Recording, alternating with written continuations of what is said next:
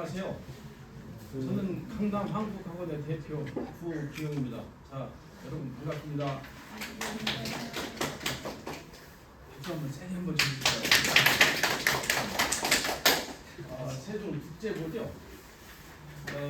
세종 국제고는 세종시 유일한 행복고.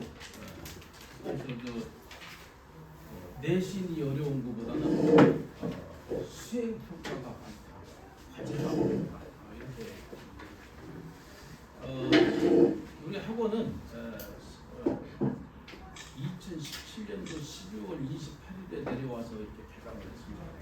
저희들이 그 당시에 서울에서 이렇게 세종을 봤을 때 정부 청사를 중심으로 발전하는 이런 젊은 도시로서 많은 기대를 하고 내려왔었는데 DNA도 우수하고 연합 분위기가 잘 조성됐을 거다 하고 내려왔었는데 가구일을 막상 시작을 해보니까 우리 학생들은 젊은 도시, 신생 도시를 훨씬 넘어서서 그야말로 밝고 푸른 아이들이었어요.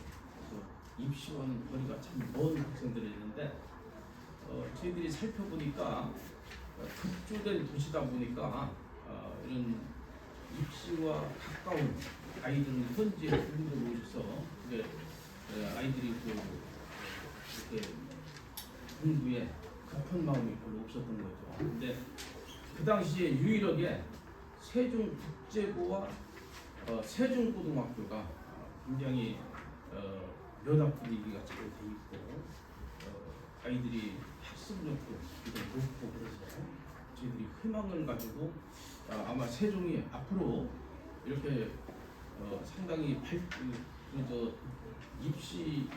입시라는 측면에서 발전할 수 있는, 향상할 수 있는 그런 도시겠다 해서 우리 선생님들이 한번 더 열심히 해보자 해가지고 이렇게 했었는데 그 당시에 저희들이 세종국제고와 세종고를 믿고서 이렇게 시작을 했던 기억이 있습니다. 그래서 세종국제고에 대해서는 굉장히 저희들이 특별한 생각을 가지고 있고 선생님들도 내신 준비를 철저히 이렇게 하고 있어서 아마 세종에서 국제고 학생을 가장 이렇게 많이 가르치고 있는 학원이 우리 학원일 것이다 이렇게 보고 있습니다. 어쨌든 이미 이제 입시 제도가 바뀌어서 고교 학점제가 이렇게 돼서 아마 국제고 같은 경우는 큰 영향을 안 받겠지만 일반적으로 그래도 내신은 9등급제에서 5등급제로 바뀌었기 때문에 여러 가지 국제고도 좀 대비의 틀이 좀 달라질 것이다 하는 것입니다. 그래서 오늘 설명에서 교과별로 선생님들이 나오셔서 그런 부분에 대해서 설명을 드리지 않겠는가. 그래서 제가 인사를 간단히 마치고 우선 영어부터 어떻게 대비하는 것이 좋겠느냐 하는 그런 말씀을 드리겠습니다. 영어 우리 박태양 선생님을 모시겠습니다. 자, 박수로 맞이해 주시죠.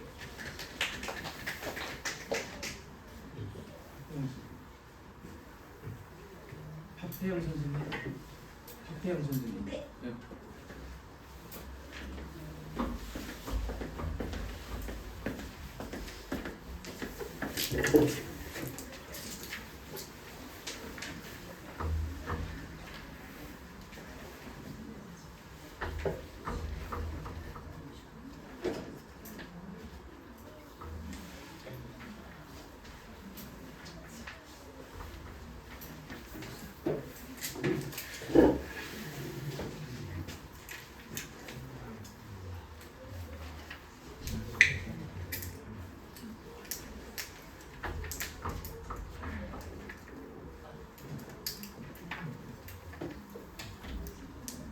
안녕하세요. 안녕하세요. 저는 박태양 강사이고요. 한양대 철학과 졸업했고요. 아시다시피 모르시네요. 하여튼 철학에서는 되게 어려운 글을 많이 읽어요. 그래서 한글말로도 어려운 글을 원서로 많이 읽었고요. 그래서 뭐 독해력이나 분석력 이런 건 좀 자신 있습니다. 양력에서 보다시피 괜히 이렇게 연구원 시켜준 거 아니거든요. 하여튼 뭐 제 자랑이고요.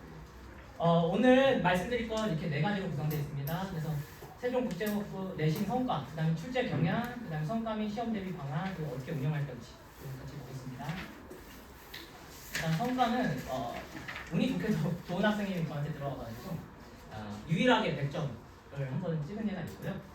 그다음에 2학기 기말 기준으로 작년이죠. 작년 2학기 기말 기준으로 3개월 전에 2등급 상위 11% 중에 7명 중 4명이 저희 학원에 재학하고 있고요. 개정된 1등급 기준으로는 10%까지가 1등급이잖아요. 그래서 안타깝게도 지금은 2등급인데 이 학생들이 뭐 1년만 늦게 태어났으면 1등급 받았겠죠. 네, 그렇게 되고요. 엄청 잘하는 그런 최상위권만 가르치는 게 아니라 이 친구는 1학기 중간 끝나고 왔어요. 그래서 중간 끝나고 와서 기말 때 28.7점 올랐고요. 그다음에 이 친구는 여름방학 때 왔어요. 여름방학 때 와가지고 1학기 때 비해서 30점 올랐고, 그래서 열심히 하고 있다. 네, 그런 말씀 드리고 싶고요. 믿어주셔도 된다. 네, 그런 말씀입니다. 어떻게 나오는지 좀 간략하게 보겠습니다. 이렇게 나오는데요. 이거 지문 내용이 약간 좀 그대로 나오는 것도 있거든요. 그래서 지문 내용이 이건 그대로 나온 건데, 근데 밑에 보시겠지만 일반고 시험은 7쪽에서 8쪽짜리인데 국제고 시험지는 14쪽에서 15쪽 정도예요. 그러니까 약간 2배 정도 된다고 보시면 되고요. 그러니까 애들이 당연히 시간이 부족하겠죠. 네. 그렇게 하고 선지 있잖아요. 선택지. 지문 내용은 애들이 열심히 공부해서 알고 가는데 여기 선택지는 애들이 그날 처음 보는 문장이에요. 처음 보는 문장이고요. 평균 10개에서 30개 정도 되는데, 그래서 평균 20개 정도 된다고 보시면 됩니다. 그래서 한 5초에서 10초 이렇게 적어주실래요? 한 선지당 5초에서 10초 안에 이걸 처리가 안 되면요 시간 내에 못 풉니다. 그래서 절반도 못 푸는 학생도 꽤 많습니다. 독해력이 안 되면, 이거 빠르게 해석이 안 되면. 그래서 살다 온 애들이 좀 약간 유리한 측면도 없지 않아 있습니다. 네. 그래서 좀 이렇게 나온다. 어렵게 나온다. 그래서 영어 실력이 아무리 좋아도 시간의 압박을 좀 불가피하고요. 빨리빨리 쳐내야 됩니다. 빨리빨리. 그 다음에 시험 범위 아티클을 방금 전 문제처럼 그대로 내는 문제도 있는데요. 이렇게 빨간색으로 된 부분이 선생님이 변형해서 내신 거예요. 변형해서 내신 거고 앞부분까지는 그대로 된 겁니다. 왜 변형을 할까요? 당연히 안 그러면 변별이 안 되기 때문이겠죠. 그래서 애들이 기본적으로 독해 실력이 없으면요 처음 보는 문장 읽고 처음 보는 지문 읽고 자기 말로 해석해서 이런 내용이구나 하는 능력이 없으면 고득점이 좀 불가능한 시험입니다. 그래서 낯선 영어 문장과 글을 정확하고 빠르게 해야 됩니다. 정확하지 않으면 소용없습니다. 어차피 정확하지 않으면 정확하고 빠르게 됩니다. 빠르게. 한두 문제가 아니고 거의 한 절반 정도는 이렇게 나와요. 절반 정도는 좀 그대로 낸다고 생각하시면 되고 절반 정도는 변형해서 냅니다. 안 그러면 변별이 안 되기 때문에. 그래서 제가 생각하는 대비 방향은요. 지문의 내용이 낯선 영어 문장으로 봐도 빠르게 활성화되도록 제가 시험 범위 모든 지문이 있잖아요. 그걸 변형해서 내요. 그러니까 지문 그대로도 내주고 그다음에 변형해서 내줘요. 제가 챗 GPT랑 함께 밤새도록 이제 하면서 지문 변형해줘 이렇게 하면서 하고 문제 제가 만들고 이렇게 해서 내고 있습니다. 그래야지 이제 낯선 지문을 봐도 좀 빠르게 처리가 되는 그런 느낌. 네. 이렇게 그걸 추가하고 있고요. 빈칸 추론 문제인데요. 여기 빨간색 앞부분까지는 그대로 내셨는데 이 빨간색 부분을 선생님이 추가해서 내신 거예요. 그래서 빈칸 추론이 그대로 나오는 건 거의 없다고 보셔도 됩니다. 항상 추가해서 내시고요. 대응되는 해결 방안은 빈칸으로 출제 가능성이 높은 문장들에 대해서 재진술한 변형 문제, 그걸 푸셔야 됩니다. 푸시면 좋습니다. 네.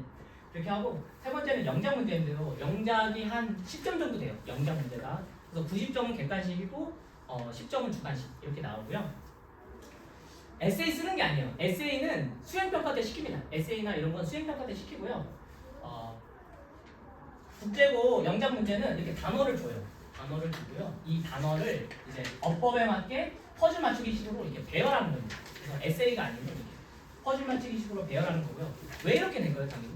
이렇게 안 내면요 답이 너무 다양해져요. 그리고 어떤 사람은 되고 어떤 사람은 안 되고 뭐 이렇게 되니까 정해진 답을 좀 도출하기 위해서 이런 식으로 낱말 좀 어법에 맞게 배열하는 걸 요구하고 있고요. 그래서 어법 약간 몰라도 되지 않냐. 근데 너무 많은 어법은 필요하지 않고 이 정도만 아시면 돼요. 가주어, 진주어 나올 때 it하고 투부정사 뭐 이런 거 하고요. 그 다음에 about이 전치사잖아요. about이 전치사니까 전치사 뒤에는 동사 바로 못 얻고 약간 동명사로 바꿔주는 그 정도만. 그래서 change가 아니고 changing으로 바꿔서 약간 이렇게 이 정도만 할 수 있으면 됩니다. 그래서 어법 개념이 기본적으로 돼 있거나 아니면 좀 살다가 가지고 좀 글 쓰는 게 좀 자연스러운 애들 그런 거 상관없습니다. 그렇게 엄청 어렵진 않아요. 근데 그러니까 제가 생각에는 어렵지 않은데 많이 틀려오더라고요. 그래서 시간이 부족해서 그런 것 같아요. 아무래도 이 한 문제당 한 5분 정도 주고 풀라고 하면은 좀 풀 수 있을 텐데 이거 풀면 한 2분 정도 안에 풀어야 되거든요. 다 풀려면. 그래서 좀 그런 것 같아요. 시간이 좀 빡빡한 시험입니다. 네, 좀 알고 가시면 좋겠고요. 그래서 당연히 서술형 어법 변형 문제도 많이 내드리고 있습니다. 그래서 제가 생각하는 방향은 이거는 국제고 시험이 그냥 애들의 기본적인 실력을 계속 높여주는 방향. 그리고 나 영작 좀 많이 해봤어. 그러니까 좀 가서 내가 좀 잘할 수 있을 거야. 이런 자신감을 좀 키우는 방향으로 해야 돼요. 뭐 수업 듣는다고 되는 게 아니고 좀 자기가 연습을 많이 해봐야 되는 그런 시험이라고 생각합니다. 네. 그리고 마지막 어법 문제인데요. 어법은 3.8점에서 7.6점 이 정도 나옵니다. 즉 한 문제에서 두 문제 정도밖에 안 나와요. 한 문제에서 두 문제 정도밖에 안 나오는데 애들이 워낙 잘하다 보니까 이런 문제들 놓치면 좀 등급이 내려갈 가능성이 높겠죠. 네, 만약에 불안하시면 이렇게 챙겨가면 되고요. 근데 어법 개념이 되게 고난도 어법 개념은 나오지 않고요. 문법제 구석에 있는 특이한 문법상을 물어보는 게 아니고 당연히 나올 만한 것들, 능동, 수동 뭐 이런 거 물어보기 때문에 너무 불안해하지 않으셔도 됩니다. 물론 어법 문제 다 대비해 드리고 있고요. 2학기 기말에 어법 문제 두 문제가 나왔는데 제가 다 적중했습니다. 그러니까 뭐 제가 대단해서 그런 거가 아니고요. 그냥 나올 만한 부분들 다 문제로 만들어서 주면 돼요. 네, 그렇게 하고 있습니다. 철저하게 하고 있고요. 네, 좀 총 정리해드리겠습니다. 지문도 변형돼서 나오고 그 다음에 선택지도 영어 선지로 나와서 처음 보는 영어 문장을 해석해야 됩니다. 그래서 다른 방법 없고요. 그냥 낯선 문장 정확하게 해석하는 연습 꾸준히 하시고요. 그래서 꾸준히라고 좀 써주시고 그 다음에 5초에서 10초 정도 한 선지당 그 정도 들어와야 됩니다. 안 그러면 못 풀어요. 그리고 제가 생각하는 대비 반응은 그냥 변형 문제 많이 연습해서 좀 애들이 많이 해볼 수 있도록 수업 많이 듣는 게 아니고 많이 해볼 수 있도록 그렇게 생각하고 있고요. 그 다음에 시험 범위가 좀 많아요. 일반고에 한 4배에서 5배 정도 된다고 보시면 돼요. 그래가지고 낯선 글을 정확하게 빠르게 읽는 연습이 안 돼 있으면 내신 범위도 다 소화 못하고 들어가는 학생들도 좀 있습니다. 안타깝습니다. 그러니까 부모님 학부모님들이 생각하시기에는 당연히 시험 범위는 다 알고 갈 거라고 생각하잖아요. 근데 막상 보면 아니에요. 할 게 너무 많아요. 국제고가 특히. 왜냐면 논문도 써야 되고 막 이렇게 할 게 많아가지고. 어법 문제는 뭐 대단한 건 아니니까 어법 개념에 대해서 체계적인 정리 및 숙달을 제가 해드리고요. 그 다음에 유사 문제 많이 풀게 합니다. 그래서 어법은 너무 걱정 안 하셔도 될 것 같고요. 그다음에 영작 문제도 제가 방법이 없어요. 많이 문제 내고 애들 직접 해보고 어법에 맞게 연습해보고. 그래서 훈련밖에 답이 없다. 훈련밖에 답이 없다. 그래서 일반고의 4-5배 분량이라서요. 일반고와 같은 방식으로 준비한다면 대비가 불가능합니다. 일반고와 같은 방식이랑 함은 시험 기간 한 5주 정도를 갖고 대비하면 불가능하고요. 저는 학기가 시작하잖아요. 그러면 선생님들이 아티클을 나눠주세요. 그럼 저는 애들한테 아티클 받자마자 문제 만들고 번역본 만들고 뭐 이렇게 정리하고 이렇게 하고 있습니다. 그리고 정말 안타까운 사실이지만 많은 학생들이 시험 범위에 있는 단어들도 외우지 못하고 갑니다. 혼자 하다 보니까 자기가 좋아하는 과목만 하게 되잖아요. 뭐 영어만 하는 것도 아니고. 그래서 이런 부분이 좀 많이 힘들고 혼자 하면. 그리고 국제고의 힘든 학사일정, 논문도 쓸 거 많고 그다음에 할 게 진짜 많아요. 애들 말 들어보면. 그래서 기본적인 영어 실력이 없다면 시험 기간 내에 대비하는 건 거의 불가능하고요. 좀 꾸준히 했으면 좋겠다. 그렇게 했으면 좋겠고요. 그래서 학기가 시작되고 나서 바로 시작하셔야 됩니다. 시험 기간 되면 시작해야 돼요. 이미 늦습니다. 그래서 저는 애들한테 꾸준히 공부시키기 위해서 이렇게 주간지 나눠주고 있고요. 네, 자랑입니다. 자랑인데 이렇게 이게 학교 문제고요. 그러니까 제가 나눠준 주간지에서 이렇게 그대로 나옵니다. 근데 다 나오는 건 아니고요. 한 26문제 중에 한 4문제에서 5문제 정도? 근데 시간 압박이 부족한 시험에서는 그것도 저는 되게 큰 거라고 생각합니다. 그 다음에 애들이 첫 학기다 보니까 실전에 대한 감각이 약간 좀 없어요. 그래서 동영 모의고사에서 시험 보기 전에 한 2번 정도 제가 미리 저랑 같이 시험 실제로 쳐보고 이런 거 조심하라고 해주고 이렇게 일러주고 가고 있고요. 동영 모의고사에서 이 밑줄 친 문장의 의미 나오는 거거든요. 이거 그대로 나오고 이거 또 잘하는 거예요. 그렇게 하고 애들이 범위가 많아서 혼자 정리하기 쉽지 않아요. 그래서 제가 깔끔하게 이렇게 예쁘게 정리해서 컬러 프린트로 마지막에 나눠주고 있습니다. 이렇게 하고 있고, 네, 여기서도 그대로 나와요. not simply 다음에 instead 나오는 건 그냥 거의 당연한 거거든요. 근데 이걸 모르는 학생도 많아요. 그래서 알고 있다면 바로 사진 찍고 말할게요. 그렇게 하고, 근데 제가 말씀드리고 싶은 건 이거예요. 제가 아무리 강의 준비 열심히 하고 컨텐츠 잘 만들어도 애들이 안 하면 이게 소용이 없어요. 제가 시험을 보는 게 아니고 애들이 시험을 보는 거잖아요. 그래가지고 근본적인 독해력과 정확하고 빠른 해석의 향상 없이는 고득점이 불가능한 시험이고요.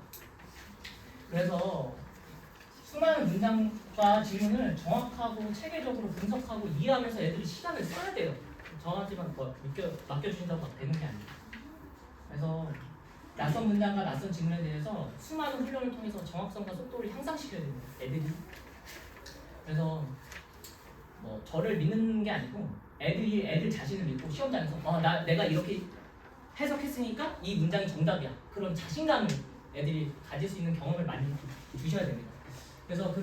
그래서 제가 생각한 해결책은 저는 강의와 콘텐츠를 되게 집중적으로 하고요. 그다음에 제가 문제를 좀 많이 줘요. 뭐 일주일당 100문제씩 막 이렇게 주는데 그거를 못 해오는 학생들도 너무 많아요. 그래서 저 혼자 그걸 관리를 다 할 수 없다 보니까 제가 모셔왔거든요. 새로 선생님을 모셔와가지고 이분한테 관리와 그다음에 이런 걸 전담하기로 했거든요. 그래서 소개시켜드리겠습니다. 이계원 선생님. 네, 안녕하십니까. 박태현 선생님 클리닉 그리고 학생관리 담당 이재현입니다. 저희 박태현 선생님 클리닉 운영 방안 한번 설명드리도록 하겠습니다. 저희 기준은요, 철저하고 지속적 학생 관리라는 기준 하에 클리닉 운영하고 있습니다. 네. 보통 클리닉이라는 평일, 주말 그리고 우리 친구들 수업 전후에 진행을 하고 있습니다. 다만 개인 사정으로 클리닉 불참하는 경우에는 제가 일일이 연락해서 추후에 시간줄을 통해서 보강하고 있고요. 그럼 클리닉 때 뭐 하냐? 클리닉 주요 내용 강의 누적 테스트 볼 거고요. 그리고 수업에 관련된 내용 테스트 보고 내신 기간에는 내신 대비 테스트를 통해서 유연하게 진행을 할 겁니다. 그리고 본 클리닉에 와서 시험에 통과하지 못한 학생들이 있습니다. 이런 친구들 다 제가 따로따로 연락한 다음에 시간 조율해서 평일이든 주말이든 나와서 완료할 수 있도록 관리 감독 들어갈 겁니다. 그리고 숙제를 못하는 친구들이 있어요. 숙제 못하는 친구들 박태양 선생님한테 제가 명단 다 넘겨받아서 그 친구들 시간 조율해서 다 학원으로 완료하게 한 다음에 기가 조치 시킬 겁니다. 그리고 저희가 다 끝나게 되면 결과 학부모님께 내용이랑 결과 문자로 발송해 드리고 있습니다. 근데 이제 국제고 같은 경우는요, 친구들이 주말에밖에 시간이 안 돼요. 너무 바쁩니다. 그래서 지금은 국제고 제가 문자 보내드리고 있진 않아요. 하지만 부모님들이 원하시면 제가 국제고도 다 발송해 드릴 겁니다. 이런 식으로 이런 사이클로 박태양 선생님 클리닉 진행된다고 보시면 되고요. 그리고 가장 중요한 게 이제 우리 저희가 이렇게 관리하고 체계적으로 하려는 이유는 우리 아이들 성적 향상 위해서입니다. 근데 우리 아이가 정말로 성적 향상하려면은 자기가 수업에서 배운 내용 이해하고 샤워한 다음에 능동적인 공부로 넘어가야 합니다. 근데 이게 최상위권 친구들은 이걸 잘하는데 이걸 그냥 무조건 학생한테 맡기면 잘 안 되는 경우가 많습니다. 따라서 이러한 제가 관리 감독하면서 이러한 부분 도움 드릴 수 있도록 할 거고요. 두 번째는 우리 부모님들 학원 보내놨는데 정말 걱정 많으시죠? 이러한 점 없도록 제가 관리 감독 철저히 해서 박태현 선생님 강의 듣게 된다면 박태현 선생님뿐만 아니라 저 또한 우리 학생들의 성적 향상 그리고 기대에 부응할 수 있도록 최선을 다하도록 하겠습니다. 마무리는 박태현 선생님 마무리 해주십시오. 감사합니다. 네, 마지막 저의 철학 담을 건데요.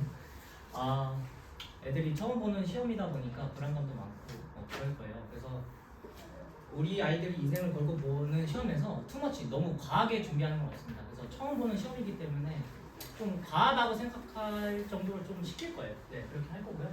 그다음에 제가 드릴 수 있는 가능한 모든 자료와 방법과 전략으로 대비해 드릴 거고, 그다음에 학생 한 명 한 명 꾸준히 우리 이재호 선생님 관리하면서 같이 좋은 강의로 보답해 드리도록 하겠습니다. 네, 감사합니다.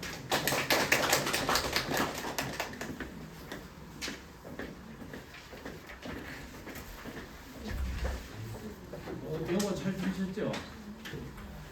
국제고는 영어에 관해서만큼은 잘하는 학생들이 너무나 많아서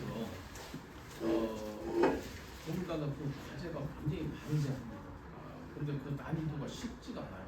그래서 아마 학원들이 국제고 강좌를 안 두는 이유가 선생님들이 기피하는 경우도 있고 또 선생님들이 웬만한 실력 가지고는 감당을 할 수가 없어요. 그래서 학원들이 국제고 강좌를 잘 안 가집니다. 근데 그만큼 국제고는 영어에 있어서만큼은 정말 날고 긴다는 학생들이 많다고 이렇게 보시면 됩니다. 그래서 굉장히 준비가 범위도 있고 방대하다 이렇게 생각하시면 되고요. 어쨌거나 국제고는 하위 25% 이하로 떨어지게 되면 아이들이 스트레스를 엄청 많이 받거든요. 그건 무슨 말씀이냐면 과제나 수행 평가가 너무나 많기 때문에 커리큘럼이 굉장히 광범위하기 때문에 그걸 소화시키기 어려워요. 그래서 정신적으로 상처를 많이 받는 그런 케이스라고 보시면 되니까 좀 아이들이 중간고사에서부터 1학년 중간고사에서 놓치지 않도록 이렇게 좀 관리를 잘 해주셔야 되겠습니다. 자, 이어서 국어 어떻게 할 것이냐 우리 박세미 선생님 모시겠습니다. 박수를 맞이해 주시죠.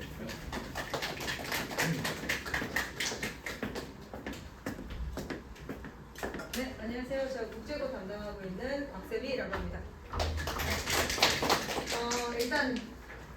일단 국제고 여기 설명회 하실 때 이렇게 제가 시험지 문제를 엄청나게 많이 넣어놨어요. 그래서 아마 시험지 글자가 자세히 보이지는 않을 수도 있는데 한번 잘 봐주시면 좋을 것 같아요. 일단 중등국어랑 고등국어 교과서를 딱 가지고 왔는데 아이들이 제일 먼저 시험 보는 1학년 1학기 첫 번째 의문 부분 시험이거든요. 근데 중등국어에 있는 이 표와 고등국어에 있는 표가 똑같잖아요. 그러다 보니까 고등 때 시험 딱 시작하자마자 얘들아 니네 배웠지? 하고 안 알려주고 넘어가 버리시거든요. 근데 사실 중등국어 때는 암기, 단순 암기로 잠깐 문제 풀고 나서 잊어버리고 그 다음에 고등학교 때는 새로운 거 집어넣어야지 라고 아이들이 굉장히 머릿속에 리셋을 되게 잘해요. 그러다 보니까 잊어버리고 갔는데 이 선생님들이 안 다치고 수업을 해버리네? 그러니까 이해가 하나도 안 가네? 그러면 자꾸 학원에 의지를 하게 되고 단순 암기를 하게 돼버리는 거죠. 그럼 또 단순 암기를 하면 이걸 가지고 문제를 풀 때 응용이 하나도 안 돼요. 원래는 응용이 되어야 하는데. 그래서 똑같은 내용을 하는데 잊어버리고 온다. 사실 국어는 누적되는 건데. 그래서 우리 문제를 한번 보시면 똑같은 내용이거든요. 똑같은 부분의 시험 문제인데 여기는 칸도 되게 넓고 문제 풀기도 굉장히 수월하게 가볍게 되어 있어요. 예시도 누룽지 이런 것처럼 굉장히 쉬운 게 나왔는데 지금 여기를 보면 사실 시험에서 나온 알려준 학교 선생님이 알려준 거는 이만큼이에요. 이만큼인데 이만큼에다가 추가적으로 다른 조항들 표준 맞춤법이라든지 표준 발음법이라든지 이런 것들을 추가해서 아이들이 읽게 만들어 버린다는 거죠. 그러면 아이들이 일단 첫 번째 포기해요. 읽는 거를 계속 읽는 게 아니라 나 처음 보는 건데 하나도 모르겠는데 라고 해버린다는 거죠. 근데 사실 문제는 굉장히 짧지만 발음부터 찾아야 되고 이거랑 관련된 조항을 찾아야 되고 이러다 보니까 아이들이 굉장히 혼란스러워해요. 그랬을 때 이거를 좀 할 수 있게끔 연습이 필요하다. 그러면 중등국어와 고등국어는 아무래도 고등국어는 과목이 다양해요. 사실 옛날에는 그냥 시, 소설 이런 정도만 하고 문법만 했다면 이제는 화법과 작문, 언어와 매체, 문학, 비문학 이렇게 해서 여러 가지로 나눠놓으니까 사실 국어라는 거 하나는 똑같은데 이거를 다르게 나눠버려서 애들이 선생님 저 하기 싫어요 이렇게 되는데 지금은 언어와 매체랑 화법과 작문을 안 나누잖아요. 이제 모두 다 해야 되고 이게 5등급제로 바뀌면서 사실 5단계로 나눠버리면 등급의 차이가 변별력이 사실 없는 거나 마찬가지거든요. 그러면 모두가 다 1등급? 그러면 어디에서 볼 거야? 점수가 높은 거에서 볼 거야. 그러면 점수 자체가 높아야 되는데 애들이 사실 국제고 같은 경우는 점수가 다 비슷해요. 표준 편차가 굉장히 적다 보니까 71점이 3등급인데 72점은 2등급 이렇게 돼버리는 경우도 있고요. 그래서 아무래도 그 다양한 것 중에서 정확도를 좀 높여야 하는 파트가 있기는 해야 돼요. 그 중에서 문법은 당연히 여기 답이 확실히 정해져 있으니까 좀 높이기 좋은 부분이긴 하죠. 그리고 교과서에 없는 작품이나 글 이게 아마 국제고에서 가장 많이 드러나는 부분이지 않을까 싶어요. 사실 이 국제고는 시험 범위가 어떻게 되냐면 모의고사 10년치예요. 모의고사 10년치면 1년에 모의고사 3월, 6월, 9월, 12월 이렇게 4번 보는데 이 4번을 곱하기 10을 하면은 40개잖아요. 근데 그 안에 문학작품, 비문학작품 뭐가 나올지 안 알려주고 학교에서 수업도 안 해주고 이 중에 나올 거야 라고 하거든요. 그럼 문학 지문이 5개가 있어요. 한 모의고사는. 그러면은 곱하기 5 하면은 계산이 너무 커지죠. 그래서 이런 작품들이 많기 때문에 이런 작품들을 모두 다 외울 수가 없어요. 저는 그래서 외우지 말라고 해요. 니네 그거 다 외워서 머릿속에 담으려면 할 수가 없다. 니네 외우지 말고 우리 어떻게 하자? 그냥 할 줄 알자. 해석할 줄 알자. 처음 보는 거예요. 그래서 그런 연습이 좀 필요하고 모의고사나 수능 대비 같은 것까지도 모의고사도 꼭 나오는 편이어서 이거를 같이 해줘야 한다는 차이점이 있는 거죠. 그래서 고등 국어 과목 같은 것들이 이렇게 있어서 제가 어렵다라고 얘기를 하는 거예요. 근데 심지어 학교 진도, 유사한 지문에다가 모의고사까지 나오는데 국제고 같은 경우는 이 모의고사형에서 응용이 굉장히 쉽게 나오는 편이거든요. 근데 아이들이 모의고사를 그냥 버리더라고요. 어차피 나 그거 할 시간 없어. 근데 이 부분이 오히려 쉽기 때문에 이 모의고사형을 챙겨주고 학교 진도 나간 거는 굉장히 가볍게 알려주고 문제를 어렵게 돼요. 그래서 이 세 가지를 다 해야 되기 때문에 많다. 문제도 길고 아까 보신 것처럼 문제도 길고 외부 지문도 많기 때문에 그냥 암기로는 어렵다라고 말씀을 드릴 수 있습니다. 그래서 지피지기면 백전백승이다. 그래서 학교 선생님 출제자를 좀 알면 저희가 문제 풀기가 좀 수월할 수 있을 것 같아요. 일단 국제고 기출문제인데 국제고는 시험지가 A4 용지 크기거든요.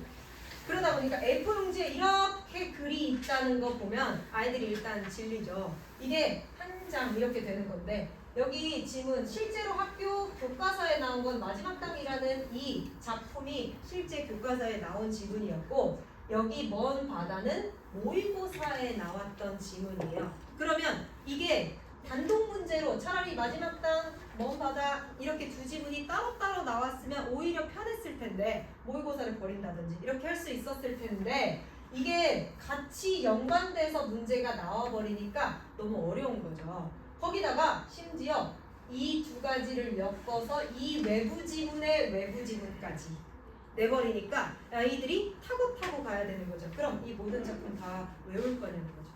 그래서 고전문학 같은 거는 사실 고전문학을 지으신 분들은 이미 돌아가셨어요. 이미 돌아가셨으니까 더 많은 작품이 나올 수가 없지만 현대 작품 같은 것들은 계속 나오죠. 그러다 보니까 자주 나오는 사람들도 있지만 어쩔 수 없이 이제 새롭게 나오는 분들도 알아둬야 되겠죠. 그래서 앞 첫 페이지부터 긴 지문, 외부 지문의 외부 지문 해서 일단 아이들의 멘탈을 먼저 흔들어요. 아, 하나도 모르겠는데? 그럼 뒤에 넘어가면 쉽냐? 10개년 안에서 무작위로 나오기 때문에 뒤에서 넘겨도 계속 외부 지문이니까 아이들이 벌써부터 모르겠어요. 이렇게 되는 거죠. 그래서 많은 작품을 알아두거나 첫 번째, 두 번째 해석할 줄 알거나 그럼 많은 작품을 외우는 것보다는 해석하는 방법을 알아두는 게 조금 더 쉽지 않을까요?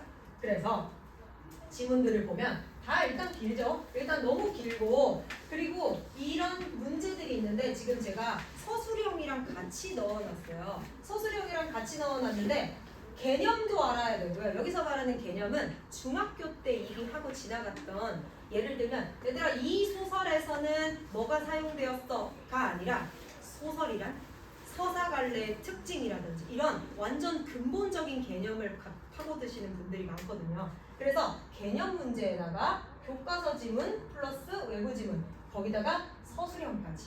그래서 지금 여기 서술형 보시면 잘 보이실지 모르겠는데 서술형에 이런 문제가 나와요. 이 지문에 나와 있는 사회적 문제를 내가 생각하는 사회적 가치로 서술하여야 해. 그러면 이거 아이들마다 생각하는 가치가 다를 수 있잖아요. 그러면 답이 굉장히 주관적이죠. 그럼 선생님의 판단인 거예요. 그러니까 애들이 시험 보고 나서 선생님 이것도 맞았다고 해주시면 안 돼요? 가서 울어요. 가서 울면서 선생님 제발요 1점만요 1점만요. 이거는 이런 가치에 안 들어가서 안 돼요. 선생님 제발요 해서 1점 받아온다든지. 그러면 걔가 1점을 받아오는 순간 애들이 우르르 몰려가가지고 선생님 저는요. 그러면 선생님들이 이제 나중에 질리니까 돌아가. 이렇게 해버린다든지. 그래서 이런 주관적인 문제는 사실 안 내면 편하시잖아요, 선생님들도. 근데 이렇게 가치에 대한 문제라든지 그리고 선생님의 성향, 약간의 정치 성향 같은 것도 포함이 되기도 해요. 보수적이냐, 진보적이냐에 따라서 뭔가 토론 같은 거 할 때도 나는 반대라고 생각하지만 여기에서 찬성 측을 해야 좀 더 점수가 잘 나온다든지 수행평가도 마찬가지. 그래서 그런 느낌이 이제 많기 때문에 정답과 오답이 출제자의 기준에 맞게 나눠져 있어서 선생님이 어떻게 수업을 하냐가 굉장히 중요하게 판단이 될 것 같아요. 그래서 서술형이 굉장히 많죠. 자, 그래서 제가 서술형 문제를 조금 더 가지고 와봤는데 일단 조건만 보면 1, 2, 3, 1, 2, 3, 1, 2, 3, 4. 그리고 여기 잘 보시면 표기가 잘못되었거나 어법이나 조건에 맞지 않는 경우라고 돼 있잖아요. 맞춤법 틀려도 틀려요. 맞춤법을 틀린다든지 아니면은 뭔가 알려준 단어라든지 이런 걸 틀리면은 다 틀렸다고 해버리기 때문에 조건 맞추기도 바쁜데 지금 표기까지 맞춰야 되고 위에 것 이거는 심지어 또 처음 보는 지문이 돼버리기 때문에 이 처음 보는 지문에다가 이 조건도 맞춰야 되고 근데 이게 한 시험에 들어가 있다면 쓰느라 바쁘겠죠. 그래서 문제가 한 19문제밖에 안 돼. 19문제나 20문제 정도밖에 안 되는데 이거 쓰는데 시간 걸리다가 객관식 틀려버리면은 너무 억울한 거죠. 그래서 차라리 빠르게 객관식을 먼저 하고 지금 답이 하나도 안 적어져 있잖아요. 제가 안 한 게 아니라 아이들이 객관식은 여기다 체크를 하는데 주관식은 답에다가 바로 써요. 그러니까 선생님 제가 뭐라고 썼는지 기억이 안 나요. 나중에 답 나와봐야 알 것 같아요. 내가 쓴 답지 나와봐야 알 것 같아요 라고 한다든지 그럼 굉장히 힘든 문제들도 많고 특히 문법 같은 거는 예시 문장도 본인한테 쓰라고 하거든요. 이 방법을 쓴 예시 문장을 쓴다든지 문맥에 맞게 집어넣으라고 한다든지 해서 서술하는 문제 진짜 서답형이 아니라 서술형이 많기 때문에 조금 시간 배분도 굉장히 중요하다. 그래서 제가 교과서 없는 지문 같은 거 외부 지문, 모의고사 이런 지문들이 많기 때문에 기출 분석을 해보면 굉장히 골고루 되어 있죠. 그렇다는 건 아이들이 국어 하나만 해도 4파트로 나눠서 공부를 해야 된다는 점. 그래서 모의고사형으로 다 나오니까 아무래도 아이들이 지문을 한 지문을 보고 문제를 풀 수 있는 게 없어요. 그런 게 없기 때문에 최대한 모의고사를 많이 풀어보는 것도 중요하지만 이걸 할 줄 알아야 된다는 거. 그럼 직유법, 은유법 이런 거 옛날에 맨날 배우는 거 있잖아요. 그런 것들 알고 있다는 전제 하에 찾으셔야 되겠죠. 그렇죠? 그러면 이제 우리 학교 여기 국제고등학교의 포인트는 학교 수업 시간에 가볍게 지나간 부분 있잖아요. 예를 들면 학교 선생님이 내가 어제 뭐 하다가 기사에서 무슨 시를 봤는데 되게 인상 깊더라 라고 넘어갔던 그런 언급했던 시가 시험 문제로 나오기도 하고요. 그리고 지금 여기 국제고는 아니지만 충남외고라든지 뭐 저기 북일고 이런 학교들이 있는데 그 학교들은 학교 선생님이 주말에 등산 갔는데 본 꽃 이름이 그 꽃이 너무 예뻐서 찾아봤더니 이 꽃이더라 라고 해서 사진 주고서 이 꽃의 이름은 하는 경우도 있어요. 뭐라고 할 수가 없어요. 그거는 선생님이 내면 끝이에요. 그거는 저도 대비 못해요. 제가 아무리 대비를 잘 하더라도. 그래서 양이 많지만 수업 시간에 강조하는 부분이 분명히 있다는 거죠. 그래서 그 부분 강조하는 설명만 해주기 때문에 이거 중요해 라고 하기 때문에 그것보다 깊게 들어가는 건 아이들의 몫인데 아이들이 공부할 것 얼마나 많은데 그거를 하고 있겠어요. 그걸 정리해주는 건 제가 정리해서 이렇게 나올 수 있어를 해주고 이거 좀 외워두면 돼 라고 알려주고 그리고 개념에 대한 문제는 필수적으로 나오기 때문에 단순한 해석이랑 암기 같은 건 오히려 헷갈리기만 해요. 그래서 선생님 저 진짜 달달 외웠는데 왜 이렇게 시험 성적이 안 나오죠? 외우기만 해요. 그 글자랑 똑같이 안 나오면 헷갈리니까. 그래서 오히려 본인이 생각할 줄 알아야 된다는 사고력을 좀 기르는 문제가 좀 많이 나와요. 그리고 객관식 문제는 무조건 맞아야 돼요. 왜냐면 서술형 1, 2점에서 차이가 나기 때문에 계속 깎이잖아요. 1점씩. 그래서 사실 이번에 그러니까 지금 2학년 올라가는 친구죠. 그 친구가 원래 5등급이었거든요. 근데 5등급이었는데 사실 국제고에서 5등급은 나쁘지 않는데 그랬는데 여기 국어 성적이 안 오르니까 국어 해달라고 해서 국어 왔어요. 그 친구가 객관식은 자꾸 맞는데 서술형을 다 틀리는 거예요. 그래서 서술형 연습을 조금 했거든요. 서술형 연습을 해서 서술형에서 한 4문제인가를 전보다 더 맞췄더니 1등급이 나왔어요. 원래 5등급에서 1등급을 받으면 이제 얘가 합쳐지면 한 총합 3등급 정도로 생각하잖아요. 근데 최종 2등급이 나오거든요. 그러면은 1등급, 5등급 2개 받았는데 2등급 나온다? 나쁘지 않아. 표준 편차가 굉장히 좁다는 거. 라는 걸 저희가 알 수 있죠. 그래서 서술형 1, 2점에서 국어 점수가 차이가 나고 국어 점수 그렇게 받으면 다른 과목에 좀 도움이 되겠죠. 그래서 시험지가 10페이지에서 12페이지예요. 근데 아까 문제는 아까 19문제에서 20문제 정도밖에 안 된다고 했잖아요. 그렇다는 건 지문이 길다는 얘기거든요. 언제 읽고 언제 풀 거고 그 서술형 언제 쓰고 있을 거예요. 그쵸? 그래서 시간 안에 풀지 못하면 오히려 끝나버리기 때문에 붙잡고 있지 말고 빨리 넘기자. 그래서 70점대 나오면은 시험 되게 잘 본 걸로 포함이 되거든요. 70점대, 80점대 나오면은 거의 역대급이에요. 아까 그 1등급 받은 친구가 86점으로 1등급 받았거든요. 그러니까 모를 때 붙잡고 있지 말고 풀 수 있는 걸 확실하게 풀자라고 말씀드릴 수 있을 것 같습니다. 그래서 실제로 시험 대비 같은 거 할 때 외부 지문 이렇게 5개 이렇게 나오면 실제로 이 똑같은 외부 지문이 나오기도 해요. 그래서 대비가 완전 불가능하지는 않다는 거. 근데 사실 혼자서 찾으려면 조금 힘들기는 하죠. 그죠? 그래서 저는 국제고 시험 대비는 무조건 백지 테스트예요. 이거는 제가 애들 나중에 답지 주려고 답지 써놓은 거기는 한데 아이들한테 시험지는 A4 용지가 나가요. 그래서 이거는 해서 아이들이 글자를 보고 문제를 푸는 게 아니라 소리를 듣고 내가 생각한 답을 빠르게 쓸 수 있고 이거를 서술형으로 다 빈칸 뚫어놓는다든지 이런 식으로 시험 대비를 하는 편이라 그렇게 되니까 아이들이 서술형 대비가 되잖아요. 단순히 1, 2, 3, 4, 5번 문제 푸는 거 필요 없어요. 사실 국제고에서는. 그 정도는 아이들 충분히 풀어요. 객관식 문제는 그렇게 어렵지 않거든요. 그래서 서술형 대비가 가장 중요하다라는 걸 알 수 있고 그래서 수업을 하고 나면은 이렇게 제가 이제 어머님들께 수업 오늘 뭐 했어요? 뭐 진도 나가고 있습니다. 피드백 이렇게 보내드리고 아이들 시험 문제 풀면 채점해가지고 이렇게 약간 중학교 같죠? 그래서 채점해가지고 이렇게 보내드리기도 하고 그리고 아이들 새벽까지 지금 이제 늦은 시간까지 제가 원래 늦게까지 원래 야행성이라 이런 것들 밤 늦게까지 선생님 이거 뭐예요? 했을 때 바로바로 질문을 해서 답변을 해서 한다든지 만약에 아이들이 학원 수업을 못 온 건 아니고 수업은 왔지만 한 번 더 기억 안 나서 한 번 더 보고 싶어 듣고 싶어 하는 경우 있잖아요. 그래서 무조건 영상 찍어서 아이들한테 링크 보내주거든요.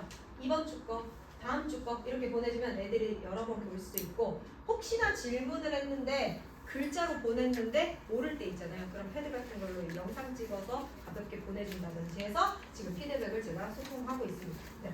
그래서 국제고 아이들 국어만 조금 잘해도 영어는 당연한 거잖아요. 그래서 국어만 조금 잘 해두면 도움이 많이 될 것 같아서 제가 되게 잘 해보겠습니다.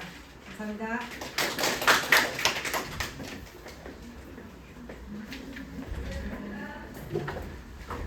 이거 잘 들으셨어요?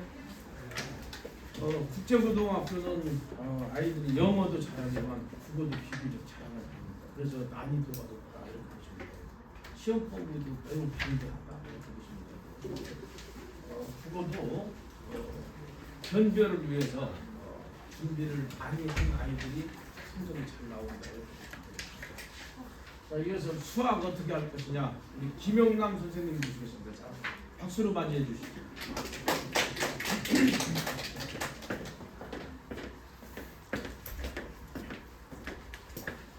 안녕하세요. 저는 세종국제고 내신 전략 설명회 이번에 설명하게 된 강남한국학원 수학과 김영란 선생님입니다. 반갑습니다. 자, 먼저 내신 전략 설명회에 대해서 좀 많이 궁금해하실 부분들을 설명을 드리고 싶은데 중등수학과 고등수학이 어떤 차이가 있는지를 먼저 말씀을 드려야 수업 관련돼서 우리가 이걸 어떻게 연결해서 대비를 할 건지에 대해서 얘기를 드릴 수 있을 것 같거든요. 자, 중등수학과 고등수학과의 차이점은 요약은 먼저 말씀드리면은 학습 양도 그리고 난이도도 시험 문제 스타일도 완전히 다르게 출제된다고 보시면 되겠습니다. 일단 중등수학 같은 경우에는 예를 들어서 설명을 드리면은 중단원 4개 정도 있고 고등수학 같은 경우에는 중등수학에 비해서 대략 2배 그리고 그 이상 2.5배 정도 분량 측정된다고 보면 되거든요. 자, 그리고 중등수학 같은 경우에는 평가가 이 친구들이 단원별로 어느 정도 성취를 했는지 그거를 확인한다고 하면은 고등수학은 등수를 세워서 석차가 1등급 몇 명 이렇게 하는 게 주 목적이기 때문에 고난이도 문제가 많이 나올 수밖에 없겠습니다. 자, 그리고 중등수학 같은 경우에는 문제들이 시험 문제 스타일이 각 단원에서 문제가 출제되고 다른 단원들은 좀 가볍게 서브웨이 형식으로 들어온다고 보시면 되는데 고등수학 같은 경우에는 모든 단원이 서로 연결돼가지고 문제가 나온다고 보면 되겠습니다. 그러면은 이 부분이 사실 가장 중요한데 예시로 이제 보여드리면은 양지중학교 기말고사 문제를 보면은 이제 문제 길이도 좀 차이가 있겠지만 요약을 좀 해서 말씀을 드리면은 2차 함수의 최대 최소에 관련된 문제거든요. 그러면은 2차 함수 관련된 내용만 잘 알고 있으면 너 여기 있는 공식 잘 알아? 그러면은 점수를 얻어갈 수 있어 이런 구조인데 고등수학 세종국제고에서 나온 중간고사를 하나 보여드리면은 한 문제에 2차함수와 1차함수의 관계 그리고 근각에서의 관계 곱셈 공식해서 총 3개 단원이 결합돼서 문제가 나온 거를 확인하실 수 있겠습니다. 그럼 같은 해에 나왔던 다른 문제들도 한번 보여드리면요. 문제의 길이도 길지만 한 문제당 최소 단원 2개 이상이 들어가 있기 때문에 모든 문제 스타일이 이런 식으로 나온다고 보시면 되겠습니다.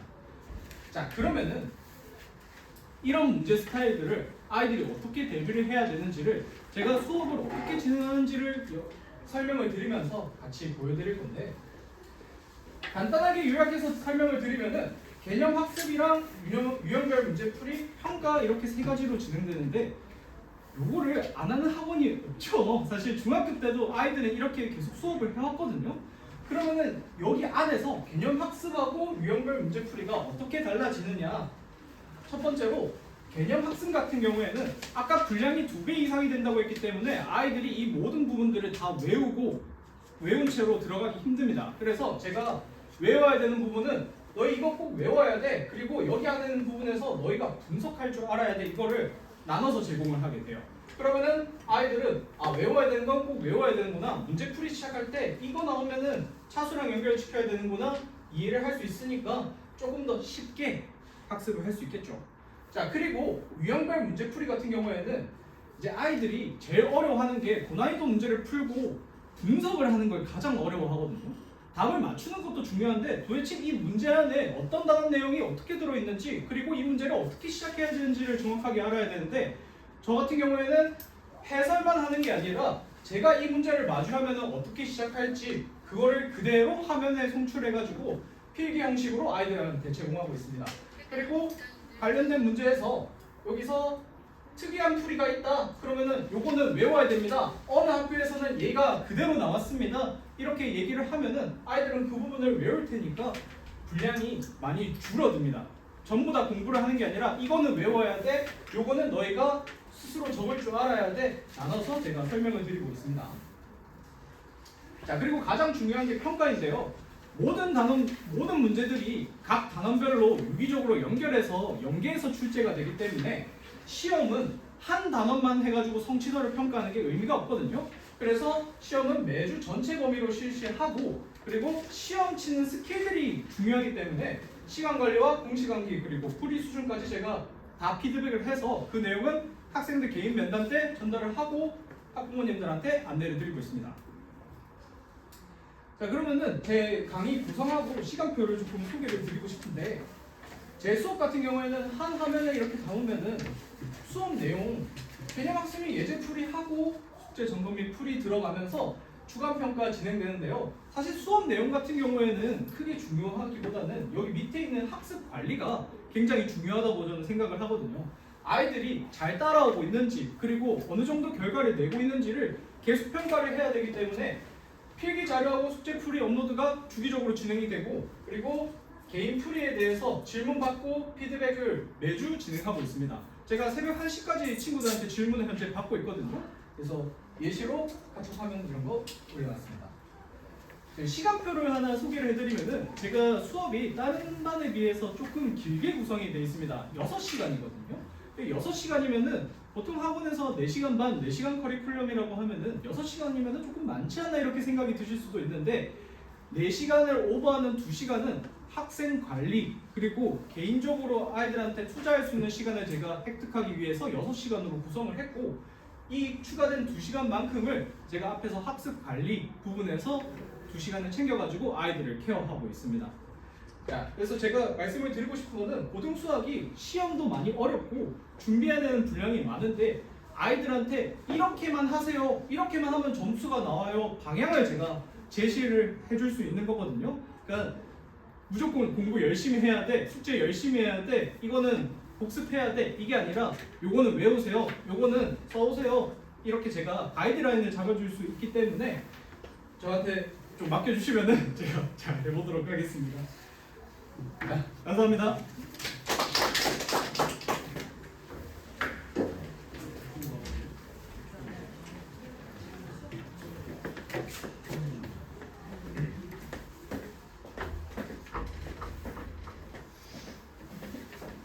수학 잘 들으셨어요?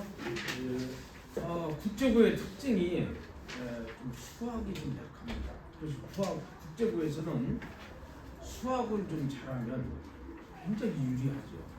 차이가 커지니까. 그래서 뭐 일반적으로 상위권 대학 또 내가 이제 희망하는 대학을 가려면 수학에서 어쨌든 패턴하게 잘해야 되거든요.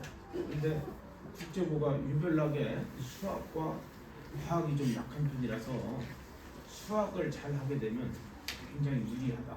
그리고 상위권 학생들은 국제고만큼은 수학에서 특출나게 차이를 낸다 이렇게 보시면 됩니다. 그래서 수학에 좀 아이들이 집중할 수 있게 이렇게 좀 관리를 해주시면 좋겠습니다. 자, 이어서 과학 어떻게 하느냐?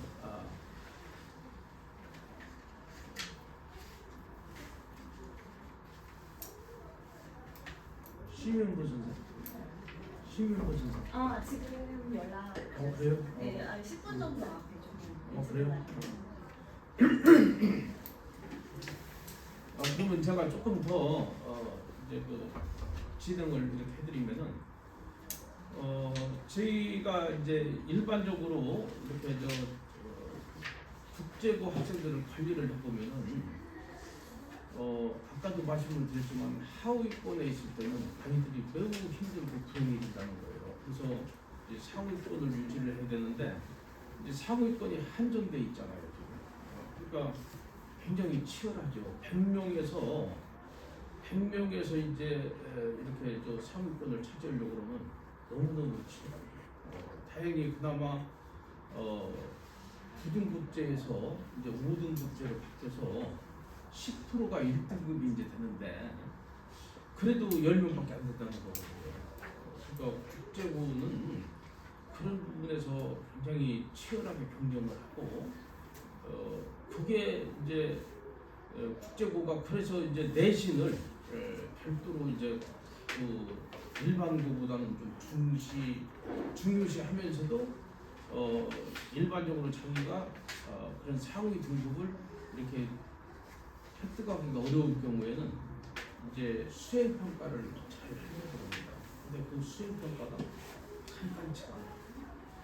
정말 우리가 봐도 살인적이지 않냐 그 정도로 그러니까 그 아이들이 잠을 못 자면서 이렇게 하니까 그 아이들은 오히려 내신은 이렇게 뒤로 두고 수행 평가 중심으로 이렇게 한다고 이렇게 보시면 돼요. 근데 그런 부분들이 이제 뭐 어차피 지금 이런 특목고 자사고가 입시 제도가 바뀌면서 지금 관심을 받고 있는 것은 뭐냐면 일반 고등학교도 이제는 내신보다는 내신만 가지고는 변별을 할 수가 없기 때문에 내신보다는 생기부 영역이 매우 중요해졌다. 그래서 학생부를 이제 보지 않을 수가 없다 보니까 학생부의 비중이 높아지는데 그렇다 본다면 특목고 자사고를 따라갈 수가 없겠죠. 그러니까 이제 국제고 같은 경우는 일반 고등학교에 비해서 학생부는 비교할 수가 없다. 그래서 지금 이전 공부 학점제가 되기 이전에도 국제고의 학생부는 굉장히 입학사정관들한테 물론 뭐 블라인드 처리 된다고 해도 그 내용들을 보면은 평가가 굉장히 다르게 했었는데 지금 같은 이런 5등급 체제에서는 내신 10%를 그 내신 등급 5등급제를 가지고 1등급 10%를 가지고 변별할 수 없는 상태에서는 아마 국제고의 그런 학생부는 굉장히 높이 평가될 것이다. 그래서 그런 부분들도 좀 치중을 해야 된다는 그런 말씀을 참고로 드리겠습니다. 자, 이어서 이제 과학 어떻게 할 것이냐 우리 심윤보 선생님 모시겠습니다. 자, 박수로 맞이해 주시죠.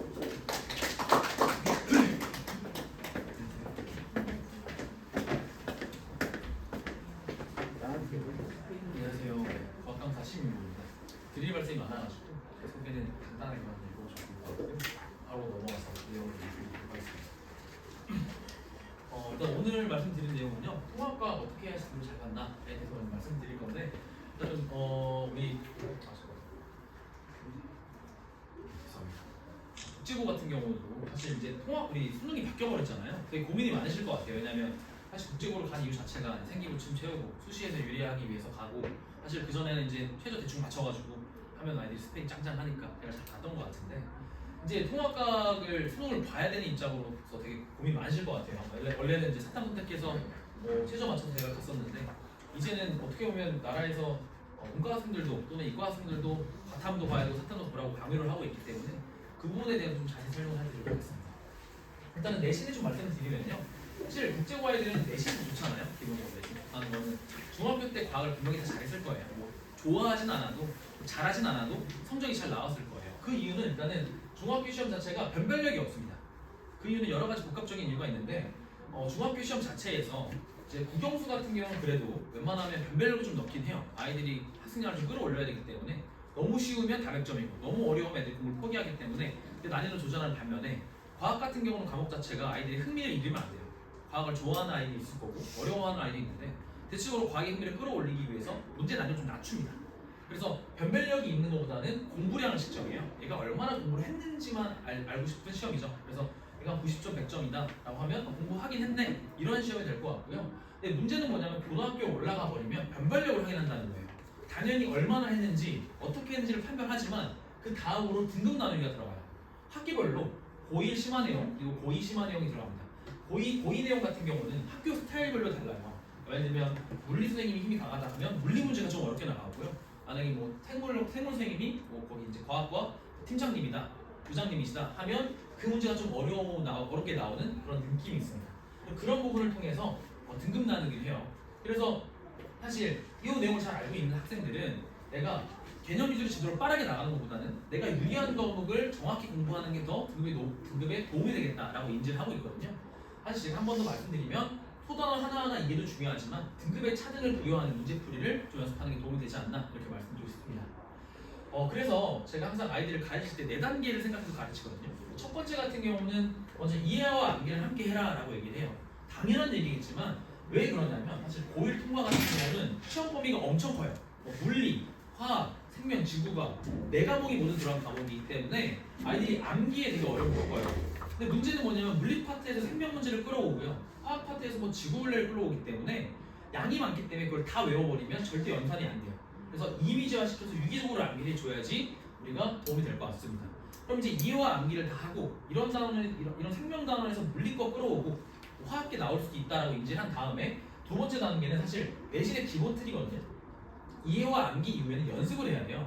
사실 고등학교가 아닌 중학교 때는 그냥 이해하고 암기만 하면 90점 100점이 나오는 일이 일어나는데 문제는 고등학교로 올라간 순간부터는 이해와 암기로 가시 되지 않습니다.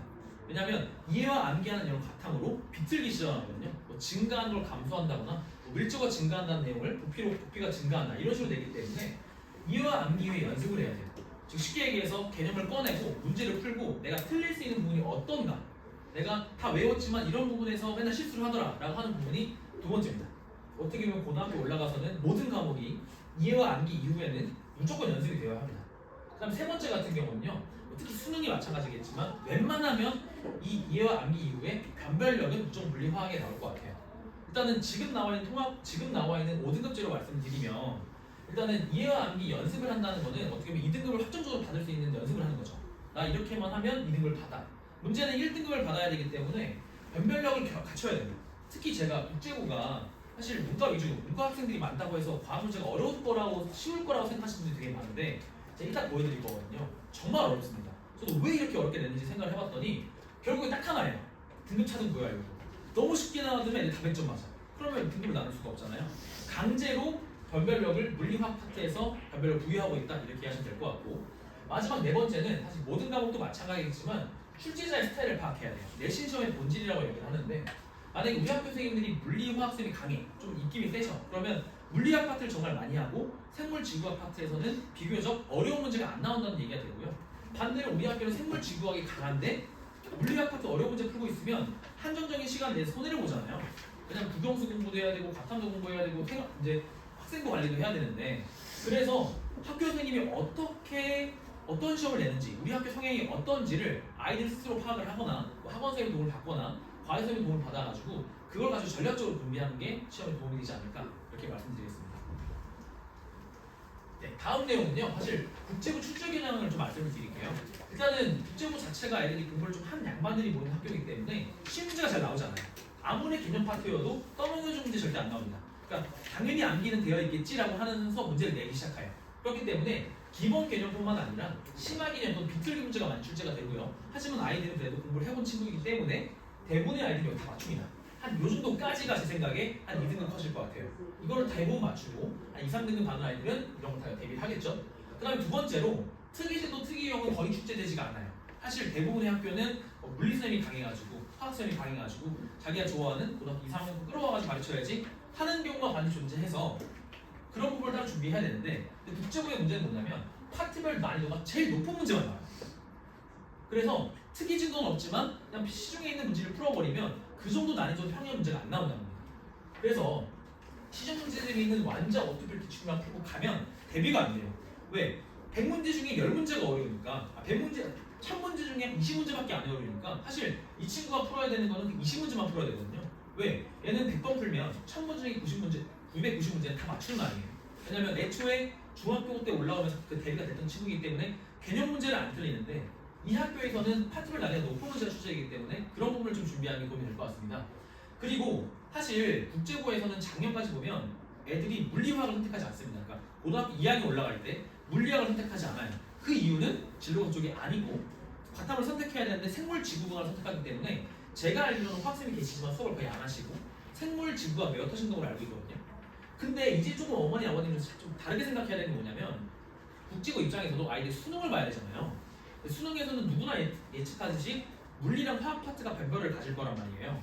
그래서 그 부분을 되게 고려하고 있는 것도 생각하셔야 되는데 또 특이하게 생물지구과학 선생님밖에 안 계시는데 물리화학 파트가 어렵게 나와요. 저는 이게 의문입니다. 생물지구학 선생님밖에 안 계시는데 물리 파트가 어렵게 나온다 라는 내용을 기억하면 좋을 것 같습니다. 그 이유는 애들이 생물지구학 암기 내면 다 맞추니까 아무것도 안 틀리니까 그런데 연습이 되어 있는 아이들이니까 안 틀려요. 그럼 어쩔 수밖에 없다? 물리화학의 변별을 확보한다 이렇게 보시면 될 것 같습니다. 그래서 제가 시험 문제의 대표적인 예시를 좀 보여드리면요. 사실 이 문제도 생명 문제예요. 이 문제 생명 문제예요. 생명 문제는 사실 이 문제가 막 자세히 막 내용을 설명드릴 수는 없겠지만 이 문제가 이 유전 DNA 파트에서 제일 어려운 문제입니다. 제일 어려운 문제고 문제집에도 거의 없고요. 저도 물론 1등급 아이들을 가르칠 때는 이런 문제 항상 설명을 하긴 하는데 대부분의 학교가 안 나오기 때문에 안 나올 학교 같은 경우는 절대 가르치지 않아요. 왜? 에너지만 쓰니까 안 나오는데 왜 가르쳐? 하지만 나옵니다. 그리고 오른쪽 문제도 서술형이죠. 서술형인데 그냥 개념을 묻는 게 아니고 그 개념에서 나온 이유를 서술하라고 나와 있어요. 이런 문제는 고등학교 2학년 수준 문제거든요. 저는 어떻게 표현하냐면 고1 개념이지만 고2, 고3에 나오는 심화 개념을 끌고 왔다. 논리를 끌고 왔다. 이렇게 설명할 수 있어요. 사실 이렇게 내시는 이유는 뭐냐면 딱 하나예요. 아이들이 고3 내에 지금까지 통합과학은 단 한 번도 수능으로 출제가 된 적이 없어요. 쉽게 말씀드리면 나라에서 수능을 위한 그 아이들 평가를 위한 평가원이라고 하죠. 평가원에서 통합과학 문제를 만든 적이 단 한 번도 없습니다. 그럼 아이들이 모의고사 보는 거는요. 그건 교육청 문제예요. 애초에 스타일이 다르거든요. 교육청 같은 경우는 아이들이 학습이 잘 되었나 평가하는 거고요. 평가원 같은 경우는 학습의 문제가 아니고 줄 세우기에 연습을 하는 거예요. 어떻게 보면 뭐 수능이 교육이 아니다. 수능은 뭐 학습에 도움이 되지 않는다. 라고 말씀을 하시는 분들이 많은데 제가 강사 입장으로 그게 맞거든요. 왜냐하면 수능은 쉽게 얘기해서 제자리 멀리뛰기예요. 제자리 멀리뛰기. 그냥 제자리 멀리뛰기 잘하는 애들은 대학교 적응을 잘하겠다. 딱 오로지 그거만이기 때문에 그런 논리가 고등학교 1학년까지는 지금까지 준비를 한 학교들이 없어요. 근데 공부 잘하는 대표적으로 막 여러 가지 학교, 특히 자사 같은 경우는 항상 수능에 있는 논리를 끌고 와가지고 아이들 연습을 시켜요. 이런 문제가 이제 세 문제거든요. 이 문제 같은 경우는 고1 수준이 아니고 조금 더 어렵게 서술을 한번 해봐라 라고 되어 있는 거고요. 이 세 번째 문제 같은 경우는 자료가 되게 복잡하잖아요. 전형적인 모의고사 문제거든요. 자료가 깊고 그걸 해석해서 문제를 풀어라 라고 되어 있는 내용이고요. 사실 이렇게 생물 파트에서 생물 화학 파트에서 이렇게 어렵게 나오기 쉽지가 않아요. 근데 이상하게 되더라고요. 그 이유는 변별력 하나 때문이다 이렇게 말씀드릴 수 있을 것 같고 뒤에 파트가 물리 문제입니다. 딱 물리 문제고 사실 이렇게 보면 어려워 보이지 않겠지만 제가 작년까지만 해도 목동에 있었으니까 그때 그 전까지는 이제 문제를 보면 이 문제는 항상 출제되는 문제였습니다. 항상 이 문제가 기본 틀이고요. 여기 높이를 1대2로 만들거나 1대3으로 만들거나 복잡하게 만드는 게 항상 나왔어요. 근데 제가 여기 학교 와서 이런 문제를 내는 학교는 2개밖에 못 봤거든요. 국제고랑 아는 거였어요. 근데 두 개 학교가 과학이 어렵다고 제가 파악을 하는데 이 문제는 애초에 너 과학 공부한 애들만 맞춰라라는 거예요. 교과서 보고 못 맞춰요. 되게 웃긴 말이지만 학교에서 안 가르쳐 줍니다. 그래서 이런 문제를 맞추기 위해서는 추가적인 공부가 필요하다라고 보시면 될 것 같고, 근데 이런 문제를 맞추려면 고등학교 2학년 물리화학 생물 지구학 선행을 해야 되냐? 근데 당연히 하면 좋겠지만 제 생각에는 학원에서 적정 수준을 맞춰가지고 공부하는 게 좋을 것 같아요. 왜냐면 내가 당연히 끝까지 가면 되겠지만 시간의 한정이 있잖아요. 그래서 우리 학교에서는 이런 수준까지 나오면 이 수준까지만 준비하는 거죠. 그러면 이런 문제는 충분히 맞출 수 있으니까 맞출 수 있을 것 같고요. 이 오른쪽 문제도 본 거는 제가 좀 전에 물리 수업을 하고 왔는데 방금 전에 고등학교 2학년을 풀어주고 온 겁니다. 정확히 나오는 문제예요. 항상 물리에 나와요. 이게 뭐냐면 힘과 이제 이동거리 또는 시간의 관계인데 이런 문제가 사실 고1 기준에 잘 안 나옵니다. 근데 냈다는 이유는 어거지로 낸 거죠. 학교 선생님도 좀 미안했을 거예요. 우리 수업 듣고는 다 못 맞추는데. 근데 낼 수밖에 없는 현실이기 때문에 그렇게 보시면 될 것 같고, 밑에 같은 경우는 위에 있는 현상을 논술형으로 적어봐라 라고 적은 거거든요. 이런 걸 내는 이유는 절대로 100점을 주지 않겠다는 거예요. 왜? 100점이 우르르 나와버리면 변별이 안 되니까. 이런 부분을 좀 신경 써서 준비를 하면 좋은 도움이 될 것 같습니다. 그래서 마지막 한 번만 말씀을 드리면 국제고에서는 결국에는 개념뿐만 아니라 최고 단계 문제를 많이 풀어야 해요. 최고 단계 문제를 많이 풀고 심하게는 이해한 다음에 쉬운 문제에 시간 낭비하지 말고 무조건 어려운 문제, 그 수준에 맞는 문제를 풀어야 된다라고 말씀드릴 수 있겠습니다. 다음 같은 경우는 제가 아이들을 어떻게 학습시키는지 좀 말씀을 드릴게요. 사실 저 같은 경우는 뭐 지금 이 학원에서 물리화학이랑 고등학교 통합과를 가르치고 있고요. 저 같은 경우는 모든 과목을 무조건 레벨 1과 레벨 2로 나눕니다. 레벨 1 같은 경우는 방학 기간이라고 하죠. 정확히는 그때는 심화 개념이나 개념 그리고 이제 시중에 있는 문제집에 나온 대표 유형들을 학습을 시키고요. 이제 3월에 들어가게 되면 3월부터 들어가게 되면 시험대를 바로 들어가게 돼요.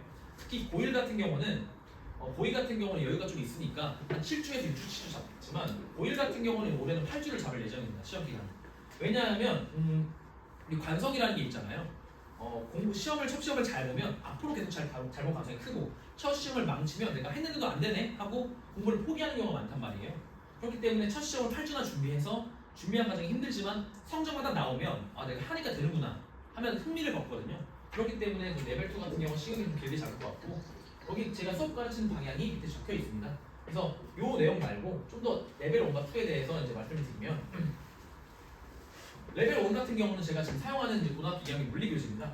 보면 이제 기본적인 개념이 나와 있고 오른쪽 같은 경우는 이제 여기 파생되는 심화 개념을 넣어놨어요. 그래서 이런 문제가 이런 방향으로 출제되고 이런 공식을 활용하거나 이렇게 비튼다라고 적혀 있는 게 레벨 1 과정이고요. 레벨 2 과정 같은 경우는 좀 달라집니다. 저는 이제 특히 통합과학 같은 경우는 수능 문제가 없다고 말씀드렸잖아요. 모의고사가 없고. 그래서 수능, 모의고사, 내신 기출을 좀 비틀어가지고 문제풀이 위주로 나가요. 그럼 학부모들이 걱정하는 게 우리 아이가 통합과학이 선행이 안 돼 있다 또는 선행이 바뀐다라고 하면 그럴 것 같아서 제가 다 레벨 1을 다 촬영을 해놨거든요. 촬영해놓고 새로운 친구들 같은 경우 수업하기 전에 얼마나 학습되었는지 확인을 해요. 전에 한 거 갖고 와라 아니면 테스트를 본다거나 그게 기준이 미달이 되면 이번 주만 2시간만 고생하자 해서 프린트 나눠주고 2시간 영상 보고 체크한 다음에 레벨 2로 들어갈 수 있도록 지도를 하고 있습니다. 그래서 국제고 같은 경우 제일 중요한 게 얼마나 적당한 문제를 푸는 게 중요할 것 같아요. 왜냐면 애초에 영어가 빡세고 외국어도 있고 외국어도 배우고 들어오기 때문에 어려우니까 어느 수준까지 준비를 하는지가 중요할 것 같아서 그거 체크해주면 될 것 같고요. 아이들 학생관리 같은 경우는 사실 과학 과목이 시간이 많이 뺏기기 때문에 저는 고등학교 때도 이랬던 것 같아요. 중학교 3학년 고등학교 올라갈 때 학원 선생님이랑 한번 마찰이 있었는데 어떤 마찰이 있었냐면 제가 사실 수학을 좋아하는데 수학 문제를 풀고 가면 일주일이나 기다려야 되잖아요. 채점까지. 그게 너무 싫은 거예요. 그래서 학원 선생님한테 나는 절대 안 뺏길 테니까 답안지를 주세요라고 했어요. 근데 제가 진짜 안 뺏기는 걸 아시니까 주시더라고요. 그래서 이제 그때부터 채점 바로 한 다음에 아이들 수업 오기 전에 그때 여유가 있잖아요. 그래서 질문도 하고 그랬던 기억이 되게 나요. 저는 그게 너무 도움이 많이 되고 아이들한테 그걸 좀 적용하고 싶어가지고 숙제를 내주면 문제풀이 영상을 다 보내줍니다. 수업 시간에 했던 영상이랑 문제풀이 영상을 보내주고 그걸 보고 자기가 해설한 다음에 모르는 부분을 와서 질문할 수 있도록 그렇게 하고 있고요. 복습 플랜도 제공하고 있다 보시면 되겠습니다. 그리고 저는 사실 지금 고등학교 1학년 아이들이 한 40명 정도 되는데요. 40명 좀 넘는데 그 아이들을 이렇게 매주 테스트를 봐요. 수업을 한 22시간을 하면 1시간 반 정도는 완전히 빠르게 진도를 나가고요. 30분 동안 시중에 있는 문제를 다 풀어버려요. 한 30분 되는데 정말 빠르게 다 풉니다. 왜냐면 아이들한테 숙제를 시키지 않습니다. 왜냐하면 사실 시중에 있는 문제집이 너무 좋은데 이해하기는 너무 좋은데 시험 대비에는 좋지 않아요. 왜냐하면 이해하기 좋다는 내용은 얘가 낚시가 없다는 거거든요. 술술 느낀다는 거기 때문에 그럼 숙제를 나갈 때 매주 주간지로 나가요. 한 20문제 순서에 나가고 아이들한테 나갈 때 OMR로 보냅니다. OMR. OMR을 보고 잠시 갖고 오면 제가 걷자마자 성적을 바로 보낼 수 있잖아요. 그럼 아이들 전송이 이런 식으로 됩니다. 성적표 들어가고 이런 식으로 나오고 그다음에 이제 해설 영상 나가고 그럼 아이들 같은 경우는 하고 나서 일주일 기다리지 않고 채점하는 날 바로 채점을 바로 피드백을 할 수 있고요. 그리고 이제 오답률이 높은 문제 같은 경우는 제가 물론 학습을 시켰겠지만 아이들 틀렸다는 이유가 있을 거 아니에요. 그런 부분 같은 경우 제가 한 번 더 체크하고 있고요. 그리고 사실 이 내용도 부모님한테 전송이 되고 있어요. 뭐 매주 보는 건 아니지만 전송하고 있고 그래도 이제 성적표가 좀 미만해 모두 보내진 않아요. 성적이 좀 낮은 아이들은 제가 이제 가정의 평화를 위해서 바로 보내진 않고 제 시험을 본 다음에 성적 올려준 다음에 그날 전송을 하고 있습니다. 네, 그렇게 이해해 주시면 될 것 같고요. 네, 제가 시간을 많이 오버했네요. 네, 감사하겠습니다.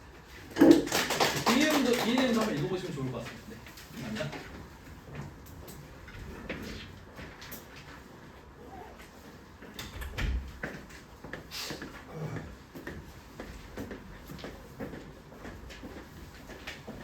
방학 잘 들으셨어요? 이렇게 이제 입시 제도가 바뀌면서 고교 학점제가 이렇게 이제 시행이 되면서 고등급제가 5등급제로 바뀐 것뿐이 아니라 교과 편제가 바뀌었거든요. 그래서 이제 이렇게 탐구 과목도 이제 복잡하게 좀 하게 돼 있고, 그 다음에 수학도 과거에는 확통과 미적으로 구분이 돼서 피해갈 수 있었는데 이제는 미적도 해야 되고 확통도 해야 되는. 그 다음에 이렇게 국어도 원매와 화작이 동시에 다 해야 되는. 그래서 우리 아이들한테는 학습 범위가 더 넓어진 겁니다. 그래서 이제 이렇게 많이 접촉이 됐는데 그만큼 공부를 더 해야 되겠죠. 어쨌든 지금 이제 그 내신은 고등학교 내신은 1학년 중간고사에서 결판이 난다. 거기서 그 성패가 가른된다. 그러니까 좀 고등 집중을 좀 해줘야 됩니다. 그래서 중간고사에서부터 아이들이 기죽지 않고 이렇게 자신감 있게 고등학교 3년을 유지할 수 있도록 관리를 해주시는 게 필요합니다. 마지막으로 저는 학원에서 주로 학생들 상담을 받고 있습니다. 그래서 이제 국제부 학생들도 많이 상담을 하는데 많은 고민들이 있어요. 가장은 다 일반 고등학교도 마찬가지겠지만 국제부 학생들은 아까 말씀드린 대로 그런 과제가 많고 커리큘럼이 다양하고 또 이런 그 수행 평가 이런 것들이 일반적이지 않다 보니까 너무 과중합니다. 잠잘 시간이 없을 정도로 이렇게 과중하다 보니까 아이들이 굉장히 쫓기는 마음으로 계속 생활을 하는데 거기서 받는 스트레스가 굉장히 심하죠. 그래서 그런 부분들에 대해서 반급을 조절해주는 것이 많이 필요한데 저는 우리 아이들을 상담하면서 느끼는 것은 아이들의 그런 어떤 행동 양식이나 또 사고 방식 이런 걸 보면은 부모님들을 많이 이렇게 모습을 제가 유추할 수가 있어요. 그 정도로 우리 아이들의 그런 어떤 그 성격이라든가 이런 형성 과정에는 부모님들 역할이 좀 중요하다. 그래서 저는 조금 과장되게 표현을 하면 아이들 성적표마저 부모님들 영향이 지대하기 때문에 공동 책임이 아닌가 이런 생각을 합니다. 그래서 아이들만 이렇게 손가락질해서 되는 게 아니고 부모님들도 이렇게 이제 입시 현장에 발을 디딘 학부모님이시라면 이제 여러 가지 조금 달라지는 게 필요하다. 우리 아이들이 입시 준비를 하는 걸 보면 어떻게 보면 초등학교 5학년부터 시작한다고 가정을 할 때 거의 한 8년을 이렇게 입시에 스트레스를 많이 받는 겁니다. 그게 짧은 기간이 아니잖아요. 그 긴 기간 동안 스트레스를 받는데 어떻게 보면 그 아이들이 이렇게 좀 쉬고 기댈 만한 곳은 학교에 가도 학교에서 그 아이들을 풀어줄 만한 선생님들이 여유가 없어요. 또 뭐 학원에 가면 가죠.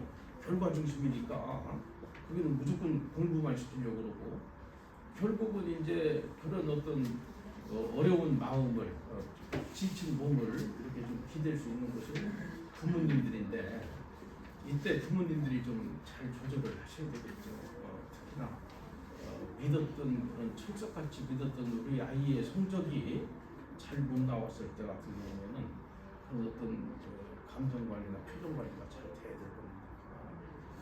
뭐 좋을 때야 어느 부모님인들 자기 자식을 사랑하지 않겠어요. 근데 이렇게 좀 기대에 못 미쳤을 때 그럴 때 그런 처리 과정이 성숙된 것이 중요하다. 그래서 저는 우리 부모님들이 좀 지혜로운 것이 어떻게 되느냐.